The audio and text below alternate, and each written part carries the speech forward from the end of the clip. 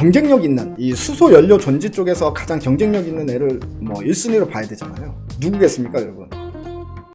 섹터를 딱 찝어가지고, 그러니까 이제 테마 형태로 이제 단기적으로 막 순환매가 돌아 버리니까 우리가 이제 거기에 대한 포커스를 좀 봐야 되는 게, 최근 들어서 또 자주 나오는 이야기를 좀 봐야 됩니다. 최근 들어서 또 수소 쪽 이야기가 좀 많이 나오는 것 같지 않습니까, 여러분? 어제는 그런 뉴스가 나왔죠. SK그룹하고 이제 현대차그룹이 손잡아서 수소 생태계 키운다. 그 기사가 나왔었고요. 또 오늘은 또 현대중공업 그룹이 또 사우디 아람코하고 또 수소 프로젝트를 또 가동한다는 소식이 나왔습니다. 그러니까 이제 시장이 막 지금 국채금리 때문에 막 정신 없었을 때, 또 얼마 전에는 또 다시 유럽 쪽에서 또 대규모 자금을 또 수소 산업 생태계에 또 투입한다는 또 기사가 또 나왔거든. 그래서 이 수소 쪽이 어쨌든 다들 조정을 받았기 때문에 수소 쪽과 관련된 이야기들이 이제 막 나오기 시작하니까 수소 쪽도 이제 저가 매수가 들어가야 될 타이밍이 된 거 아니냐, 이렇게 이제 좀 보여진다는 거죠. 그래서 이 수소와 관련해 가지고는 가장 경쟁력 있는, 이 수소 연료 전지 쪽에서 가장 경쟁력 있는 애를 무조건 뭐 1순위로 봐야 되잖아요. 대한민국에서 수소와 관련된 경쟁력이 가장 높은 놈이 누구로 보이세요?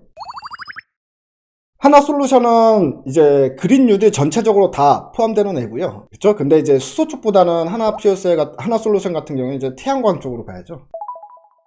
두산퓨얼셀이죠, 두산퓨얼셀. 그러니까 두산퓨얼셀도 보세요. 주가가 최근에 항상 이제 고점으로 가다가 주가가 이제 무너졌었죠. 그리고 이제 수소 이야기가 나오기 시작하니까 오늘 번쩍 바닥권에서 번쩍 또 수급이 들어오는 모습이 나타나잖아. 저 같은 경우에는 우리가 관련주를 보면, 수소 관련주를 보면요, 일단은 실제로 수혜를 받을 수 있는 애가 뭐 한 30개 정도 돼요. 30개 종목이 돼요. 근데 이제 우리는 개인 투자자니까 우리가 뭐 1,000억 가지고 뭐 수소 테마하면 수소 관련 종목들 다 사는 건 아니잖아요. 그 중에서 결과적으로는 저는 한두 종목만 톡톡 집어드리는 스타일입니다. 아시죠? 일단은 수소 연료 전지 쪽에서 가장 높은 경쟁력을 가지고 있는 회사가 두산퓨얼셀입니다. 왜냐면 일단 기술력으로 보면. 여러분들 이제 미국에 그 무역센터 있잖아요, 무역센터. 옛날 9.12 테러로 무너졌다가 다시 올렸잖아. 다시 올린 무역센터에 두산퓨얼셀에 수소 연료 전지가 들어가 있어요. 그 빌딩이 수소 전력으로 움직이는데, 그 수소 전력을 움직이는 게 두산퓨얼셀 거예요.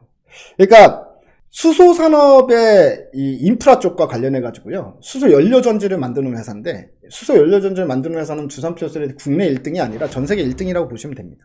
수소 쪽이다라고 하면 일단 뭐 그냥 여러분들 상식적으로 제일 먼저 떠오를 종목은 일단 두산퓨얼셀이 떠오르는 게 맞습니다.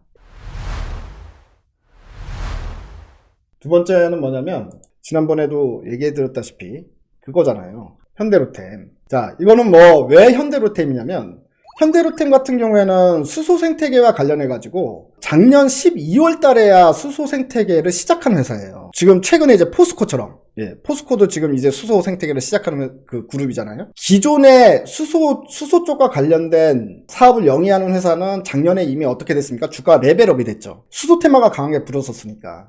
그리고 나서 이 레벨업 된 상태에서 조정이 나온 거 아닙니까? 예를 들어서 두산퓨얼셀 같은 경우에 우리가 일봉으로 보지만 주봉으로 보면, 그러니까 이미 수소 생태계에 대한 기대감은 이미 작년에 다 반영이 된 상태예요. 근데 고점 부분에서 지금 많이 조정을 받은 상태지.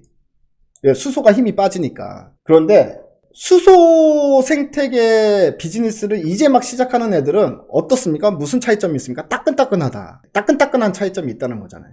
현대로템 보세요. 주가가 수소 테마가 반영이 됐으면, 주봉으로 보게 되면 작년에 반영이 안 됐죠.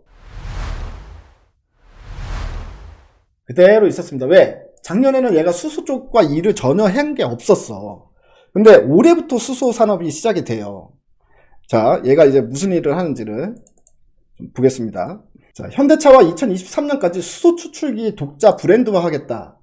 근데 이 수소 추출기라는 것 자체가 작년부터 만들어 왔던 게 아니라 작년 12월 달에 처음으로 만든 거예요. 그러니까 얘 같은 경우는 뭡니까? 작년에 수소 테마가 막 붐이 불 때, 이때는 얘는 수소랑 관련 없는 애였던 거지. 그러다가 이제 수소랑 관련이 있기 때문에 이런 애들은 작년에 못 받았던 관심은 올해 받아야 되지 않겠습니까?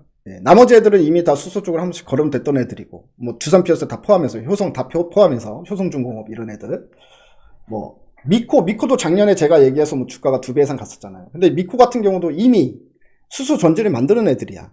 근데 현대로템 같은 경우엔 예, 이제 막 시작하는 거기 때문에 예, 오히려 더 핫할 수 있다. 시장에서는. 시장에서 항상 새롭게 시작하는 애들을 더 관심 있게 보니까. 그리고 주가가 바닥권이잖아요. 예. 그리고 지난번에 우리 이야기했던 이게 테마가 너무 많아. 제가 봤을 때는 현대로템이 엮일 게 너무 많습니다. 올해. 예, 올해 또 뭐가 엮입니까? 예. 그때 얘기했던 거. 하이퍼루프. 예, 하이퍼루프에도 엮일 수 있죠. 그리고 또 하나 뭐에 엮일 수 있습니까? 예. 대북 이슈에도 엮일 수 있죠. 대북 이슈. 일단은 이제 바이든 정부가 대외 정책 시작하게 되면 북한에 관련된 현안 문제를 대외 정책의 1순위로 놓고 뭔가 움직임이 시작이 될 겁니다. 그래서 이제 한국 정부하고 같이 이제 동조해가지고 이제 북핵 문제를 풀려고 하지, 이제 트럼프처럼 독자적으로 북핵 문제를 풀려고 나서진 않거든요. 이쪽은 이제 동맹국들끼리 다 모여서 단독 회담보다는 뭐 사자회담, 뭐 또는 이제 더 넓히면 육자회담, 이런 식으로 가려고 할 텐데, 그렇게 해서 이제 대북 이슈가 또다시 올해 분명히 이제 뭐 어느 정도 좀 진정되면 대외 정책이 이제 시작이 될 거고, 대외 정책 시작되면서 이제 북한에 관련된 이슈가 나오기 시작한다, 이렇게 본다면 수소, 철도, 우주항공 산업까지, 예, 그러니까 모든 테마가 다 현대로템에 다 이제 집대성 되고 있다. 그래서 이런 준비 과정을 지금 우리가 좀 가져야 된다라고 생각하고 있는 거고요. 예, 주봉으로 보게 되면 이미 뭔가 여기서 똥침을 한번 딱 쌌죠. 바닥권에서. 예, 거래 터지면서 똥침 한번 쓰고, 여기 뭡니까?